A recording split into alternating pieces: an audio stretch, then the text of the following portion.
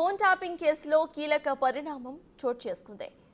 SIB chief Prabhakar రావుకు ముందస్తు bail మంజూరు చేయొద్దని పోలీసులు హైకోర్టును ఆశ్రయించారు. ఈ కేసులో ప్రభాకర్ రావే కీలకమని పోలీసుల దర్యాప్తునకు సహకరించేలా ఆదేశాలు ఇవ్వాలని కోరారు.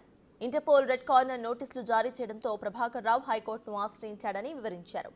ఐపీఎస్ అధికారిగా విరమణ పొంది చట్టపరంగా దర్యాప్తునకు సహకరించడం లేదని తెలిపారు.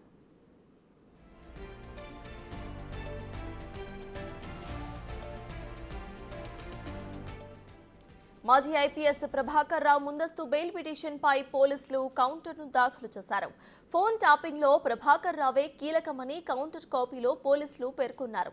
ఎస్ఐబీలో ఎస్ఓటీని నెలకొల్పింది ప్రభాకర్ రావేనని, ఫోన్ ట్యాపింగ్ ప్రధాన లక్ష్యంగా ఎస్ఓటీ పనిచేసిందని పబ్లిక్ ప్రాసిక్యూటర్ వాదనలు వినిపించారు. హైదరాబాద్ వస్తున్నానని గతంలో ట్రయల్ కోర్టులో ప్రభాకర్ రావు పిటిషన్ దాఖలు చేశారని వివరించారు ఆయన. ఇక ఎస్ఐబీలో ఎస్ఓటీని నెలకొల్పింది ప్రభాకర్ రావేనని, ఆయన ఆధ్వర్యంలోనే పని మొత్తం కూడా జరిగిందని తెలిపారు.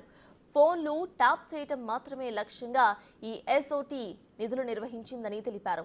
ఫోన్ ట్యాపింగ్ కు పాల్పడి ప్రతిపక్షాలను, కొందరు అధికారుల వ్యాపారులు, ఇక రియల్టర్స్ ను కూడా బెదిరించి వాళ్ళ దగ్గర నుండి డబ్బులు కూడా వసూలు చేసినట్లుగా వాదనలు ఉన్నాయి. ఇక వాదనలు విన్న ధర్మాసనం తదుపరి విచారణను ఈ నెల 15కి వాయిదా వేసింది.